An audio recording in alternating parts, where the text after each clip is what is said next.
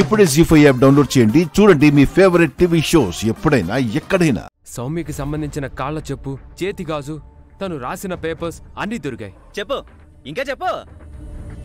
నుదుటికి పెట్టుకున్న బొట్టు, చెవుకున్న ring, పళ్ళకున్న clip అంటూ మీ ఇష్టం వచ్చినవి అన్నీ చెప్పండి.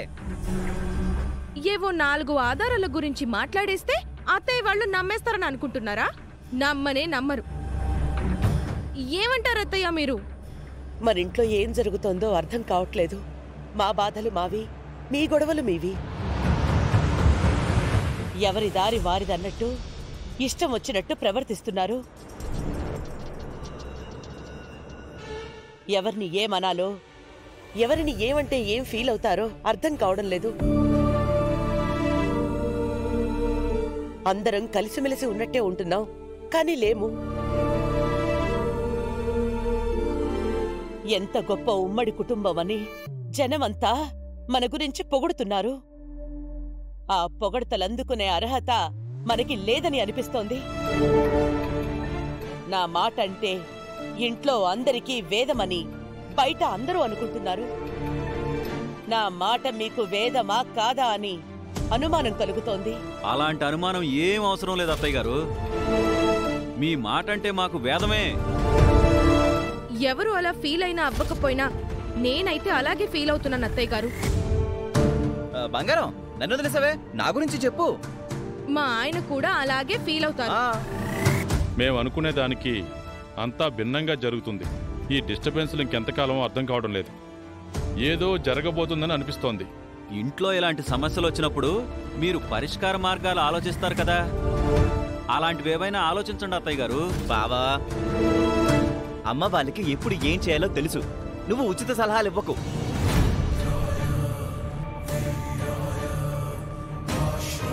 పరిష్కార మార్గం గురించి పంతులు గారితో ఇందాకే మాట్లాడాం. ఏమన్నారు? విగ్రహం మన ఇంటి నుంచి బయటికి పోకుండా ఉండడానికి, సౌమ్య గురించి తొందరగా తెలియడానికి, అలాగే ఇంట్లోని సమస్యలు దూరం కావడానికి శాంతి పూజలు చేయించాలని అన్నారు. రేపే ఆ పూజ చేయించడానికి ఏర్పాట్లు చేస్తున్నాం. మీరంతా ఆ పూజలో పాల్గొనండి. అందరం ఎలాంటి గొడవలు లేకుండా ఆ పూజను చేసుకుంటేనైనా అందరికీ మనశ్శాంతిగా ఉంటుందేమో. అవని, సౌమ్య గురించి సుజాత కూడా ఇబ్బంది పడుతోంది కదా, ఆ పూజలో పాల్గొంటే మంచి జరుగుతుందని చెప్పి మీ అక్కని పూజ దగ్గరికి రమ్మని చెప్పు. సరే అత్తయ్య. మీరన్నీ బాగానే ఆలోచిస్తారు, చివర్లో తప్పుడు నిర్ణయాలు తీసుకుంటారు. తప్పుడు నిర్ణయం ఏముంది? సుజాతని పిలిస్తే పూజలు ప్రశాంతంగా ఎలా జరుగుతాయి? ఫలితాలు మనం ఆశించినట్టు ఎందుకొస్తాయి? అది నిజమే.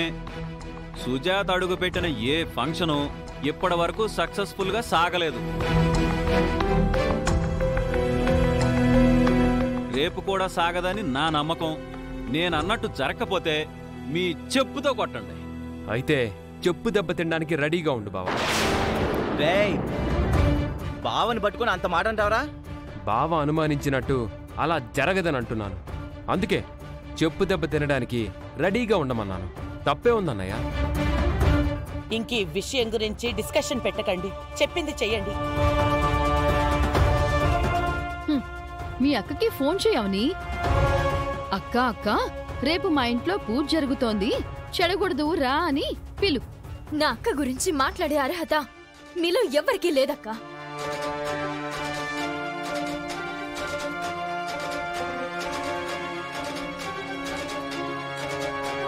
రేపు ఫైర్ బ్రాండ్ వస్తే గనక ఖచ్చితంగా గొడవ జరుగుతుంది, డౌటే లేదు. మందేముందిలే అన్నయ్య, మనం నిమిత్త మాత్రులం మాత్రమే. ఏ యుద్ధమైనా అది నిహారిక అవనిల మధ్యనే కదా, వాళ్ళు చూసుకుంటారు. మనం వేడుక చూద్దాం. అంతే అంతే. పద.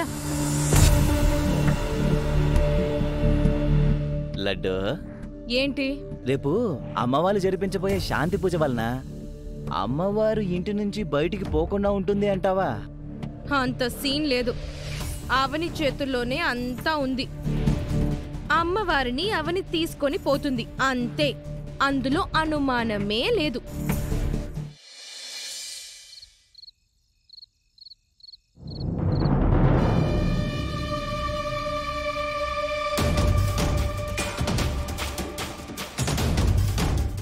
బాస్ ఫోన్ రింగ్ అవుతుంది.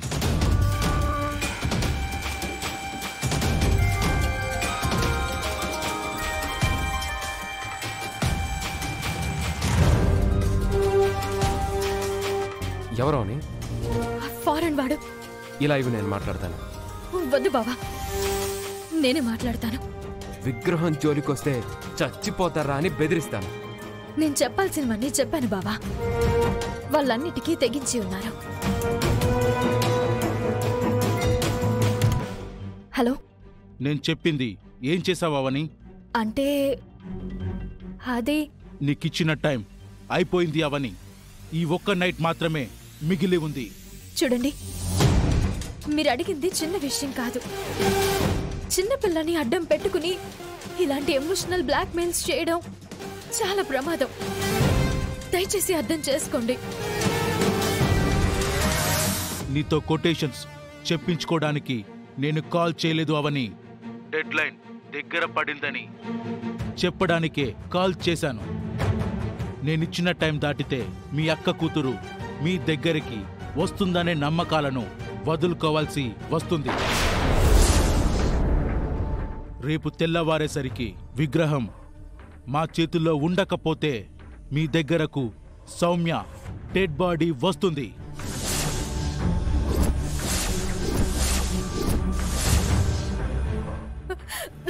వద్దు, సౌమ్యని మాత్రం ఏం చేయకండి.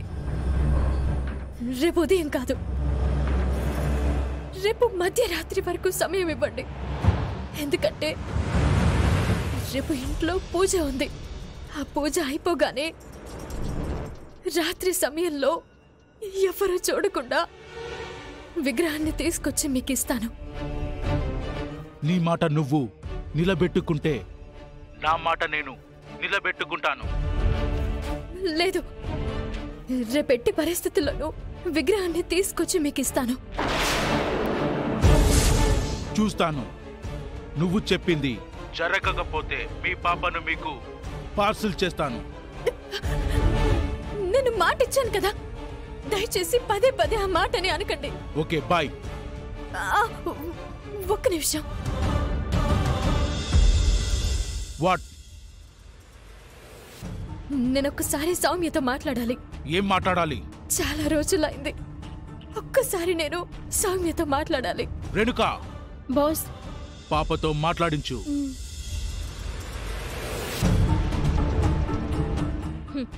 మొత్తానికి అవని డేవిడ్ గాడికి కమిట్మెంట్ ఇచ్చేసింది. అమ్మవారి విగ్రహం అపహరణ అనే కథకి క్లైమాక్స్ రేపు రాత్రికే. ఇప్పుడు నాకు చాలా ఆనందంగా ఉంది. జీ5 యాప్ డౌన్లోడ్ చేసి అన్ని ఎపిసోడ్స్ పూర్తి ఉచితంగా చూడండి.